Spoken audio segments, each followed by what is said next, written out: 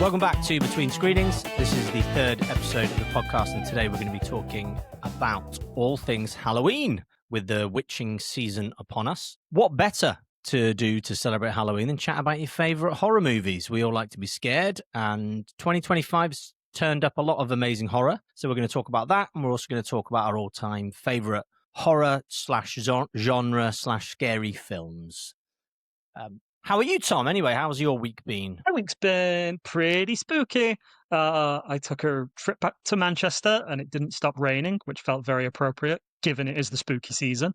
What else have I done this week? I've reviewed, I can say this now, I've reviewed the new It TV series. Oh, okay. Well, that's worth talking about. That's spooky. That is spooky. I think that's what I'd say, but I'll let you quiz me on it if you really want to talk about it. But yeah, no, it's been a good week. How about you? It's been good. I've been down in Brighton.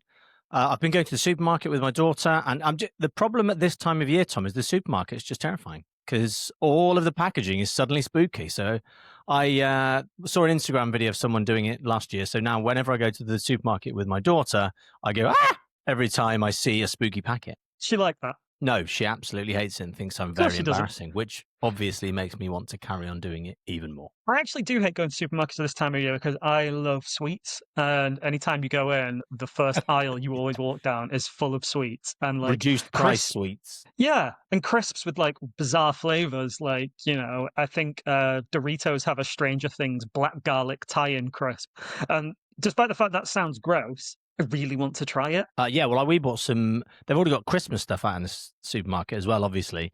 And we've bought Santa's favourite mystery Pringles flavour already. We've not eaten them. They're in the cupboard waiting for Christmas because, I mean, Pringles don't go off for, 25 years or something. So I think we'll be safe in a couple of months. Yeah, you'll be grand. You'll be fine. I hope then better than the Mario mystery flavour they did, because that was rank. Strange, isn't that all these weird mystery flavours they make up for TV and film tie-ins end up not being that nice? It's very strange. Although the Ghostbusters Pickled Onion Monster Munch were great because they were just Pickled Onion Monster Munch. And, it's almost as if they've discovered all the really good flavours of crisps already, and there aren't any other good ones because they found them all. It is almost like that, Neil, yeah. So go on then, tell me a little bit about the It TV series, because I've heard about it. Is it worth me adding to my watch list? Because I did text you the other day asking what to watch on TV, because I've got new episodes on of something I'm watching on a Tuesday and a Wednesday, but I'm currently stuck for other days. So I would say that, yes, it is. I really enjoyed it. However, I do have to be cautious. I do have to say that I am a big fan of the new It movies, the Andy Muschietti ones, the one that came out in 2017 and 2019. I was even on the set of It Chapter 2. So like these films are a little bit special for me, and they are very much in that world, by which I mean they're spooky, they're creepy, and they're a little bit gross, but the scares can be you can see the scares coming a mile off, if you know what I mean. Like, okay. It's very like set up, bang, and then you're like, oh, that like release. It's almost, to borrow Martin Scorsese expression, it's like riding a roller coaster. You know the thrill is coming because you're climbing up the hill for it, and then you get that nice little break afterwards, and then you know, the tension's ratcheting back up as it sets itself up yet again. But as someone who really enjoys Stephen King, and has read it and, you know, a lot of King, they're working quite hard to build this like wider Stephen King narrative whilst sticking true to the book. So Dick Halloran turns up in it from The Shining, and he is in the book, which I always forget about because then I did need to remind myself of this. So I'm really enjoying it. Okay. So maybe I'll give it a watch. I mean, I sort of remember the It series from the sort of 90s is when Tim Curry one. Yeah, the Tim Curry one. So that's kind of my It. I never watched the two new It films. They kind of passed me by. So I think that the first one especially is well worth a watch. And I think like how old's your eldest again? Well, they are not watching horror films yet, Tom. Oh, I think It is like, it's playing with that Amblin style. It's one big adventure. It's kids. It's Stranger Things. It's sort of, it is a more violent, obviously, than Stranger Things. I think it's a 15, but I think it's a film. It could be a nice gateway movie to horror. Although I should say that I am a bad judge on this because I think I've told you this before. My gateway to horror was being babysat by my gran as a kid, and whatever was on ITV that night, like the Saturday movie, Yep. she was watching it. So that's how I saw Halloween, The Exorcist, Play Misty for Me Again when I was like 8. Okay. Like my yeah, Not and age appropriate. Aliens. She didn't care because it was just like, well, if it's on telly, like they wouldn't put something dangerous on the telly, would they?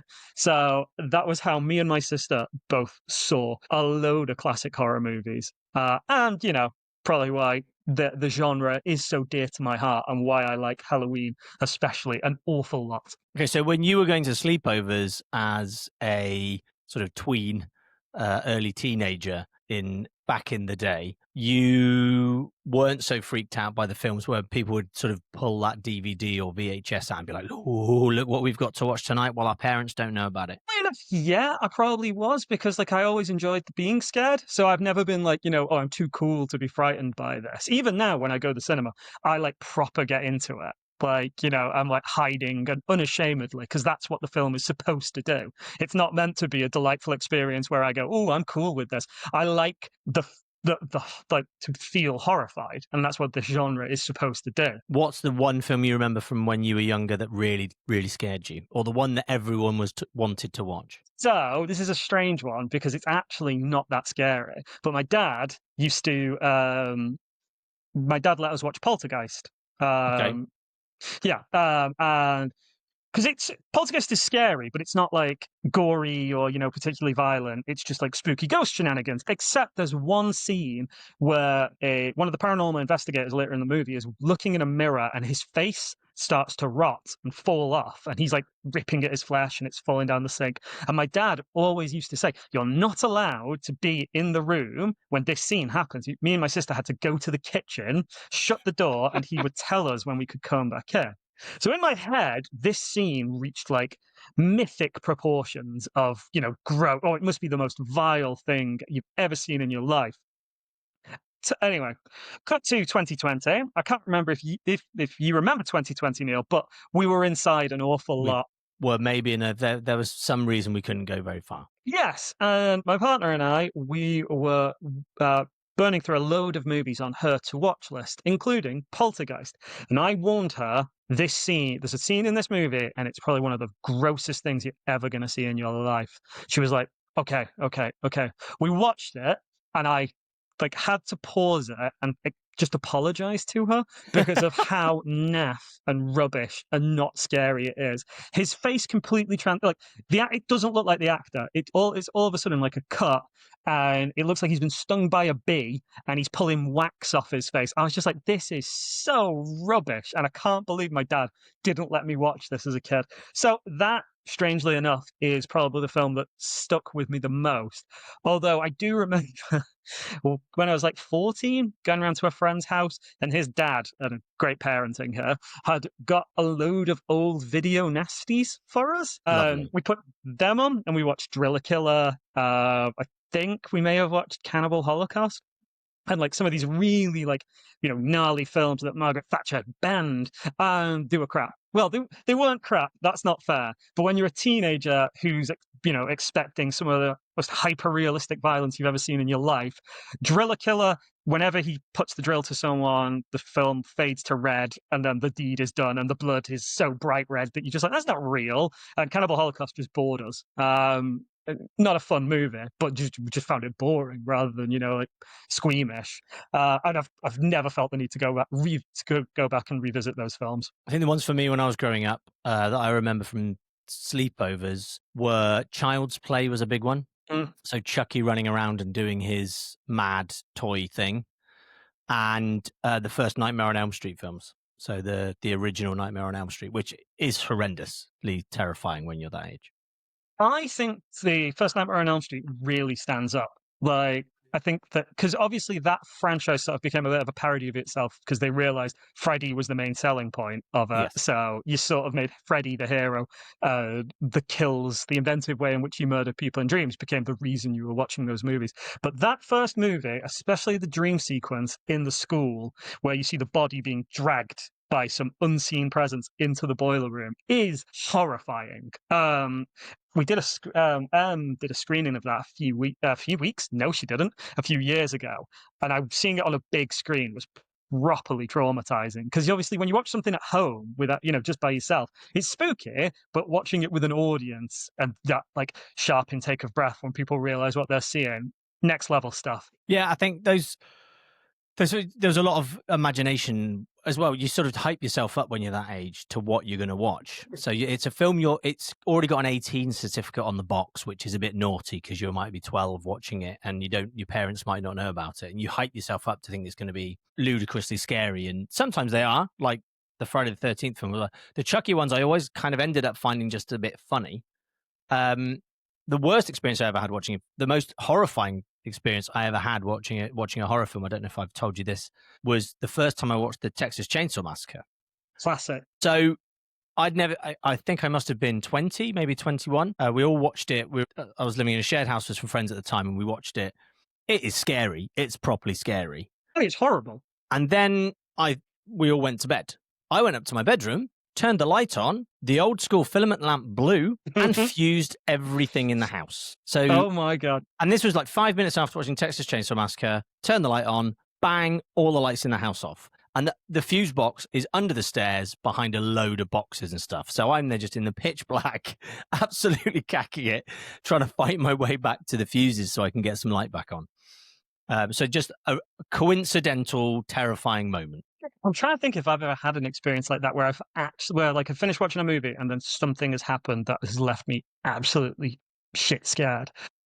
I think the one thing that's embarrassed me most when watching a horror movie is I went to see The Conjuring 2, and I know you're a fan of the Conjuring movies, Neil. Never seen one, don't plan on seeing one. I never will. And there's a moment, they're very jump scary, and there's a moment in the second one where a ghost appears behind someone and shouts in their ear. And I, at the age of, God, I must have been in my mid-20s at this point, screamed out loud in the cinema while sat with my friends who have never let me forget it. It's always one of those moments where even now, when I go back and watch it, people go, because that was the noise I made when I screamed in the cinema. And everyone, it was one of those moments which, almost ruined the film for me because I was so mortifyingly embarrassed by my own terror. Good. But the thing is, you are comfortable in your terror, and that's the most important. For the most part. For the most part. So what's your favorite scary movie of all time? So I have two favorite movies of all time, and they are both horror movies, so this feels apt. They're both made by the same person, and I'm not there's a cigarette paper between them, so I'm going to name them both. I love The Thing, and I love Halloween. They are my some of my favorite movies ever. The Thing, I think, speaks for itself. The visual effects, the level of paranoia, the score in it, just everything about it, I think is a perfect movie. Whereas Halloween, I am willing to admit, is a little wobblier than it is as a movie. It's one of those films that maybe hasn't aged particularly well, but it means an awful lot to me because it's one that me and my sister absolutely adore. We went to see it when they did the re-release in 2018. We went to see it then. We went to we've seen everything in the franchise, everything in the franchise, and it's just a series that means an awful lot to us as a result. That said, I still think that Halloween is scary because I think there is we can talk about the metaphor of Michael Myers, as an incarnation of evil that you can project any of your fears on. No, it's terrifying because it's so real. A man with a knife could turn up, and just start stabbing you. And I think the sequence that illustrates it best, and this is potentially controversial because it's not in the 1978 movie, it's in the 2018 one, when he's walking down the street on Halloween night, and he's just walking into houses, and he's stabbing people at random. And he walks up to that baby's crib, he looks in it, and then my heart was in my mouth during that moment. I was like, they are not going. David Gordon Green is not going to kill a baby, and he doesn't. But the fact that he could make you think for a second that he was going to speaks to everything about that character. So Halloween means an awful lot to me, and it does have, Neil, because as this is supposed to be a film about film festivals, some relevance to film festivals, because Did you know that we would not have got Halloween if it wasn't for the Milan Film Festival? No. So is this your amazing fact you had for me This is today? my incredible fact. John Carpenter is basically on his ass. He has made Dark Star. He's living, making a living as a writer, but his dreams of directing movies are just not dead, but certainly, not looking very likely. Anyway, so he writes Assault on Precinct 13, then titled The Siege, I think it was. And he's like, this is my big break, right? People were watching it. People were telling him this is amazing. Like it's so good. It's a modern Western. People are going to love this. He's like, yeah. He puts out Assault on Precinct 13 in America. No one goes to see it. It's another flop, and it looks like he's absolutely done for. And he takes a job directing a TV movie, and he's like, I'm done. Sort of like, I'm not going to get the opportunity to make the movies that I want to make. Anyway, meanwhile, Assault on Precinct 13 is shown at the Milan Film Festival by a producer named Erwin Yablans, right? And it goes down an absolute storm. And he's like, this isn't being distributed in Europe, and this can make money in Europe. So he puts it out at the London Film Festival, and it is the cult hit of the festival. Everyone goes wild for it. They're like, this is amazing. Starts making money in Europe. So Irwin goes, right, this guy can make movies, but no one in America knows he can make movies. So I'm going to finance his next film and make an absolute mint on it because, like he doesn't know what his value is at this point. And it was Irwin who had this idea for what he wanted to call the babysitter killer or something like that. He then approaches Carpenter and says, look, Assault on Precinct 13 is doing so well. Will you make this movie? Carpenter was a bit like, don't really know. And he's like, no, we'll do it. Carpenter's like, I need the work.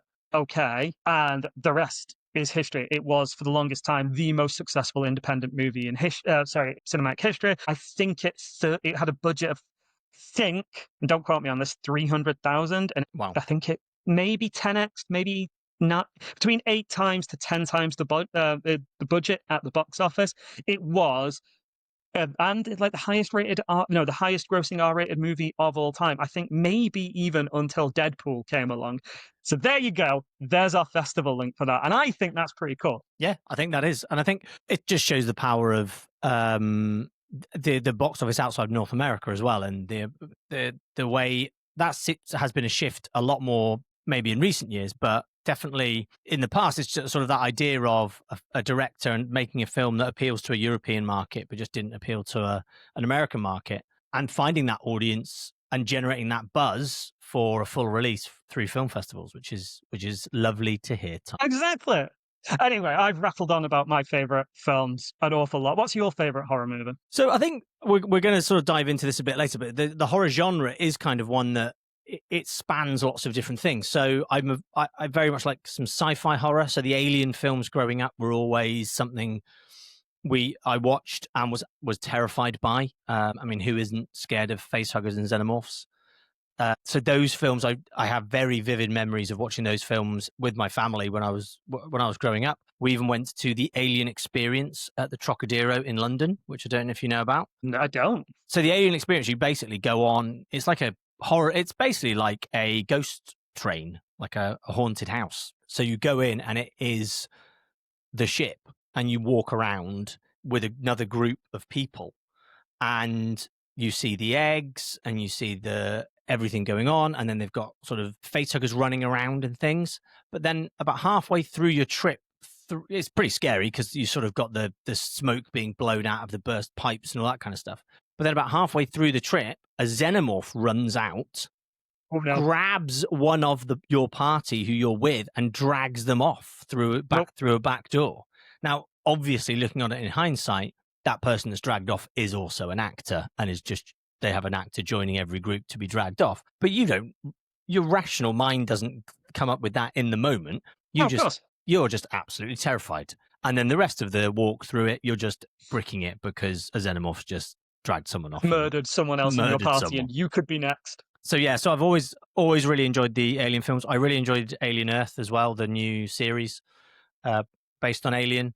I enjoyed the Alien Romulus last year. I thought that was really good. I think in terms of the first horror films I'm probably going to get my kids to see will be the Gremlins films, Oh yeah, because some Joe Dante.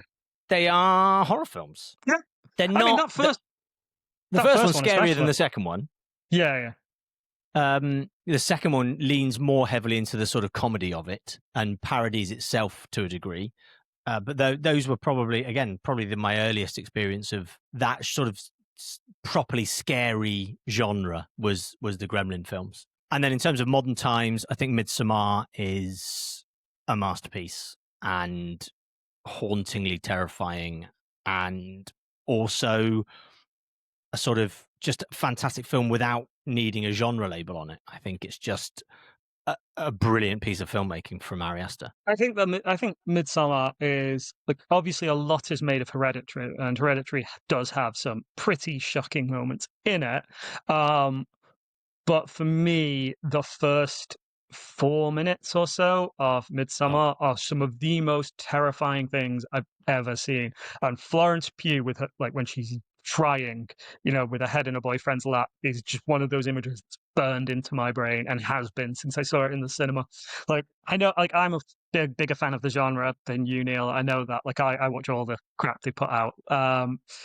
So like I've seen Sinister in the cinemas, I've seen Conjuring, I've seen the Insidious movies, and I go to hear people scream and yell and throw popcorn. And that moment in Midsommar, there was no screaming. You could have heard a pin drop in the theater. It was genuinely, I think, one of the most harrowing experiences some people in that room had ever had going to the movies. yeah, I think that's one of those things.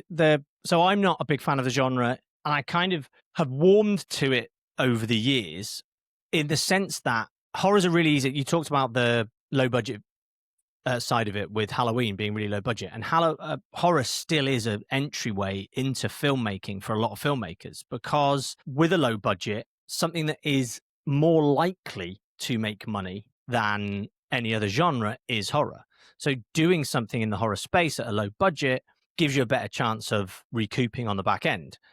And that's kind of labeling of things as horror means that things that are maybe sometimes a little bit scary get dressed up in the poster and the trailer and other things to make them more horror, to appeal to that very defined genre market.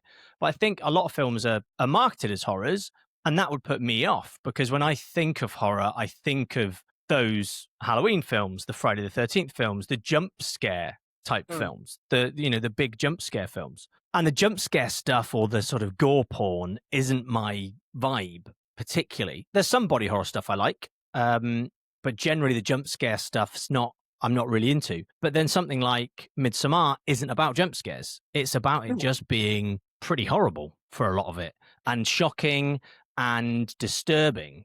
And I kind of don't mind that. I don't mind being disturbed, but I don't like necessarily being jump scared, because I'm a That's fair. I think like there was a quote from a producer whose name I'm completely blanking on right now, but he said that the reason why so many first time directors make horror movies is because he used an analogy that if you tell a joke at a dinner party, 1/3 of the room will laugh, 1/3 won't get it, and 1/3 will think that wasn't funny. If you run into the dinner party with a knife, everyone in there is going to be scared. Being scared is universal, and humor and being excited isn't. Ultimately, like, people are thrilled by other things. And obviously there's a little bit, you can get a bit granular and you could say people don't like gore, people don't like this. But I do think horror and, fear is one of those, like, such a primal emotion. It's very easy to tap into. And that's why so many filmmakers gravitate to it. It is also true that, there is one studio in particular, Blumhouse, whose entire business model is, right, we're going to spend 5 million, yeah, sometimes less. Look at the Paranormal Activity movies, like hundreds of thousands of dollars, which are, in the grand scheme of movie budgets, tiny. And we're going to make 10 times that. And it doesn't matter how many misses we have in the year, because we only need one hit. So if Yeah. you make, 5 very low budget horror movies and one of them makes $1 billion, well, congratulations, your studio is profitable. And it's interesting to take it back to what we were saying in a couple of episodes ago, where we were talking about these, like, expanding, ballooning budgets, and these it's crushed the middle budget movie. This year we've seen Blumhouse sort of again fall on its arse because it's gone for those bigger budgets. It's started to inflate. It's like maybe we could make more money if we poured more money into the production, and it doesn't work like that. Like it just doesn't. Like Blumhouse has had a difficult year in general, and that's not to say people still aren't interested in horror movies. It's just that the business model for it is so specific. And if you don't have a hit, then and you've spent 40 million on it, then you're in real trouble. And I was looking at the domestic box office. This is the US because, of course, it is for the highest grossing horror movies of the year. And I think you can probably guess number one. Sinners. Yes, by a country mile. It's made 100 million more than the next one, which is The Conjuring. Which has made 176 million. Then you've got Weapons, Final Destination, 28 years later, Black Phone 2, Nosferatu, I Know What You Did Last Summer, Heart Eyes, and Him. Of those, the Black Phone 2 and I Know What You Did Last Summer is Sony. There's only one Blumhouse movie on there, which I think is telling from their domination of the genre a few years ago. But anyway, I thought that was an interesting little factoid. Yeah, I think it's interesting this year as well. With Warner Brothers seem to have leaned into horror more than maybe they have done in the past, because both Sinners and Weapons being Warner releases, and also both of them really breaking outside of the horror mold. So I think Weapons, I think the trailer for it was just so sort of unique and quirky, and I think it kind of broke through to fans outside of core horror fans, just because it was a very talked about kind of event movie. The film itself, I really enjoyed it. I thought it was very funny, lots of it. It was scary. There were bits of it that were scary, but then I think the second act of it just got nicely silly for me, which I kind of enjoyed. I would say that, and you are right. Warner Brothers has the top 4 horror movies of the year, like Sinners, Conjuring, Weapons, Final Destination, all Warner movies. And I think you're right. And I think I'm a big fan of Weapons. I think there is a fine line between humor and horror, and it's all about like that level of uncanny. Because obviously, again, people found clowns funny because they looked like people, but they had a silly costume on and a silly red nose. But then you just tip over a little bit to a little bit further, and that's when it becomes scary. And I think the best horror movies can walk that line. Even something like Sinners, which I think is a perfect blend of action, comedy. All of those genres can fit within horror quite easily. The one thing I'll say, and obviously as a fan of the genre, I'm going to say this. What does annoy me is when people try and take away from the genre, and so you get something, and the most famous example is probably Silence of the Lambs.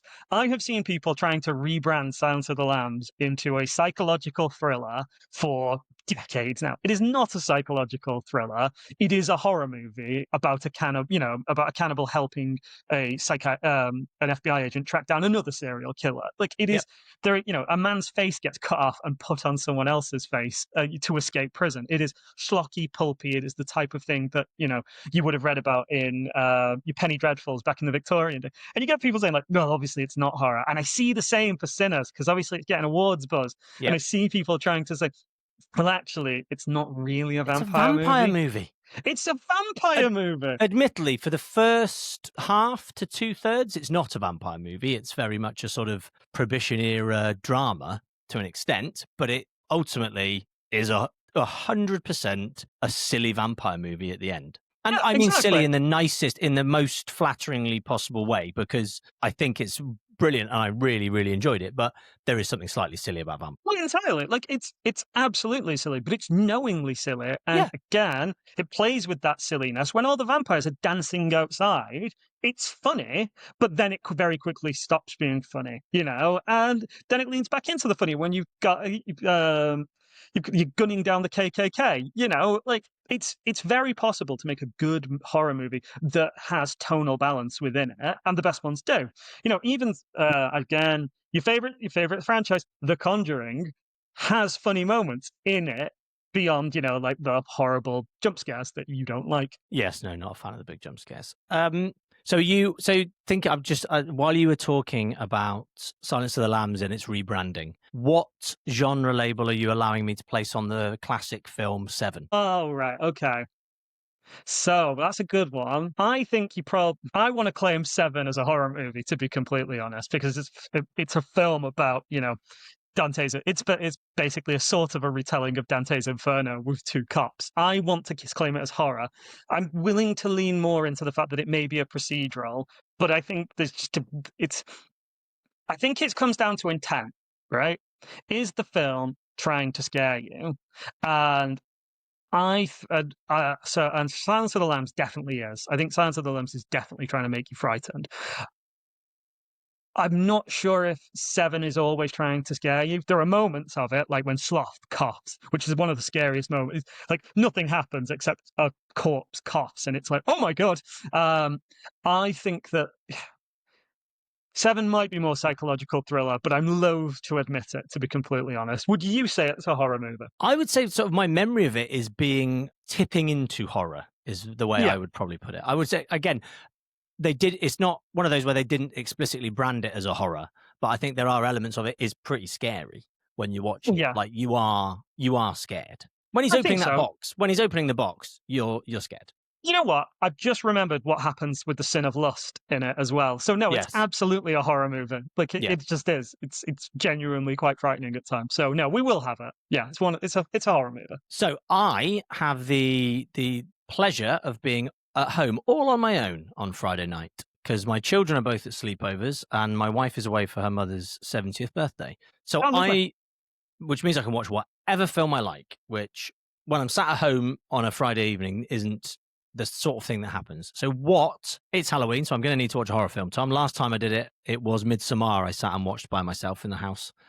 What are you trying to convince me to watch that maybe I've not seen on Friday night? So I'm going to recommend two things. I'm going to recommend something from 2025. I'm going to recommend an older movie. My pick from 2025 is Bring Her Back.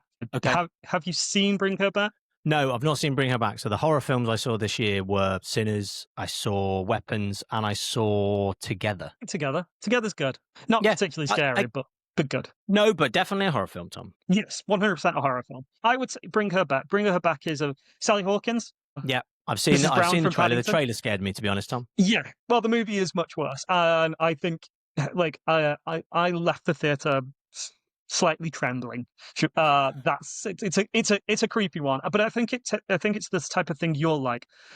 It's disturbing, and there are moments of shocking violence, but it's not trying to make you jump.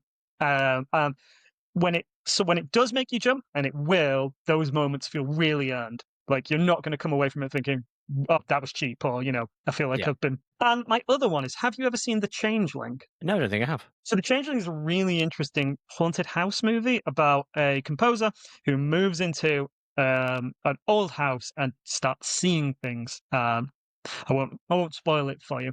And he very quickly, while he's there, realizes that the ghost is trying to tell him something, and he starts to investigate, and it's really, really creepy. Actually, like, it was a movie I watched for the first time while all alone, and I was like, oh, I'm going to turn the lights out, and I'm going to, get comfy, scare myself. And I did scare myself. I had to turn the lights on while I was watching it because it's just got this really eerie atmosphere that's quite hard to explain. But when you're watching it, you will feel just really uneasy for the entire time it's on. And again, not really a jumpy one. It's a little more cerebral, Neil, as I think you like those types of movies. And if you don't believe me, Martin Scorsese had it on his list of the best horror movies ever made. I think he might have put it in the top 5. Oh, right. So me and Marty would recommend The Changeling, which I think might still be on BBC iPlayer. I will check one of those out at the very least. And Bring Her Back might be on Amazon Prime. I will definitely check one of those out on Friday night, and hopefully I will be able to sleep and I won't have to go around constantly locking all the doors and checking that I'm safe in my own house. Although you should do that anyway. You should probably do that anyway. Yeah, but I'd not multiple times during the night. No, that's true. Cool. I thought of something else to ask you then, but I've completely forgotten. Oh, no, I was just going to say, so the other film, I say I don't like sort of big, jumpy, scary films, but I did go and watch the first Saw movie in the cinema. And I do remember really enjoying the first Saw movie. I think after that, I think I watched the second one and just went, well, now this is just nonsense. But the first one was, I think it's easy to forget because of what the Saw movies became, how kind of unique and different the first Saw movie was, because it was a bit of a gore porn sort of film. But that scene where he's locked in the prison at the start, or the room at the start, and he finds out he's got to basically remove his own eye to get a key out, was pretty cool. See, I think the Saw. I'm not a fan of the Saw franchise, but I think you're right. I think the first one is underappreciated, like because people forget that before we found out who Jigsaw was, that first one is a murder mystery as well. Yes. Like you're trying to work out who did, who's done this to them and why, which I think is what elevates it beyond just the gore porn. And there are some really shocking deaths in it, like the shotgun to the head when the cop walks into the room is like one of those whoa moments. I believe certainly the second one it got die-harded. It was basically a spec script that had been going around for a while, and they were like, we need a sequel to this. Slap Saw on it and like retrofit it into that universe, a little like they did with Die Hard 2 and 3. And then I believe they were like, right, now we need a coherent plan, and the Saw movies turned into absolute schlop, which just dreadful movies. Sorry, I'm not going to defend them. No, I don't. Again, so I sort of gave up after 2, but I think it spoils how good 1 was. The first one was, I think, a really, really good film. Yeah, I'd say so. And then in terms of other classics, I remember watching on my own, when I was on my own growing up in a 250-year-old house that I was convinced had something horrible in the attic. So our bathroom, we had an attic with a rickety, horrible old staircase you had to go up to get to the attic, covered in spider webs. It was just slightly spooky. I'd go up to the attic, it was fine. But our bathroom, the big old creaky door with a big brass key lock on it, was in the corner of the bathroom. Oh. So if you were just going to the loo upon an evening, you had to sit next to this door that led to the creepy attic. So that door just used to... Me and my sister have discussed it since on how terrifying that door was, just like having to go and brush your teeth and staring at this door. Absolutely not. So I watched the first Blair Witch Project while at home alone. No. No fun to be had there. Absolutely not. And that has no gore in it whatsoever.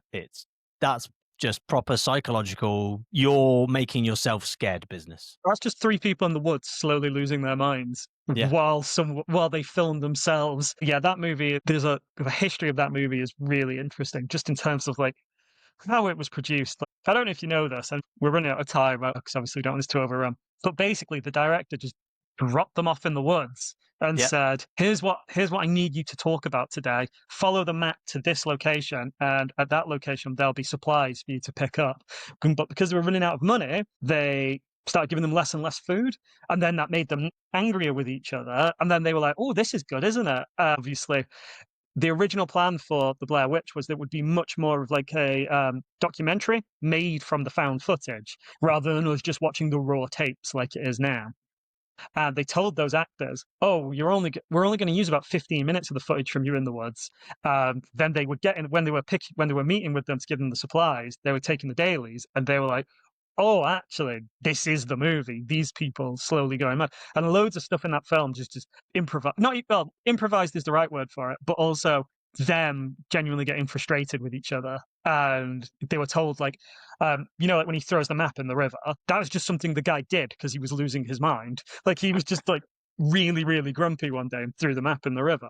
And the level of frostiness between them was natural. And one day they go to pick up their supplies, and the guy who disappears at the end of the movie is just told, leave the camp tonight at this time. If anyone sees you, tell them you're going for a piss. Do not return. And then when they woke up, he was gone. That's real in the morning when they're filming. They're like, okay, they found that house. So when they went in that house, they grabbed the guy and like took him down. Were like, left her walking around the house, absolutely shitting herself. And then at the end, she walked into that basement and he really was stood in the corner. She didn't know what was happening. And then a production handler grabbed her and the camera falls to the floor. That is actually, that happened. They were just like, grabbed her and were like, I cannot imagine how horrible that shooting experience was. Yeah, I mean, the budget for it was so low, they weren't getting paid a lot of money for it. So again, I know a little bit about it. They were they were paid to do it, but they were promised if this movie makes more than $1 million, you will get like some real money from it. That movie, I think, made 30 million off its budget. I don't think they got I'm not entirely sure they got everything they were owed on that. Maybe by now, but certainly some creative accounting may have been used. Wow. Creative accounting, often the bane of someone with a percentage on the back end's life. Yeah, exactly. Unfortunately, yes. Cool. So I think the meanwhile- message of this podcast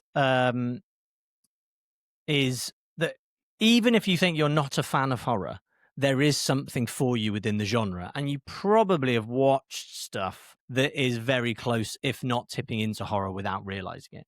I completely agree. I think, even stuff as silly as like one of the scariest scenes I remember watching as a kid was in Roger Rabbit with the dip. Like when they put the cartoon, terrifying. Judge Doom, terrifying. Like I can think of Jafar turning into a giant snake, horrifying as a child. So it's just if you ever watched the Black Cauldron. Oh God, no! Yeah, exactly. Yeah, it's just it's ingrained in every genre, and I think it's very easy to say I don't like horror because people have a very specific idea of what it is, and quite often they're thinking about some of the more unimaginative forms the genre can take. When in fact they probably do like horror, they probably just don't like gore, like yourself, or torture porn or things like that. There is fun to be had in the horror genre, even if you are a little bit squeamish. So yes, go out this weekend, Halloween, find something within the genre that suits. If you've not seen Midsommar, I suggest that's an amazing place to start because although the first 5 minutes will possibly make you just want to turn it off. So maybe that's not the place to start. Bear in mind that Halloween is on a Friday this year. Maybe not want to kick off the weekend.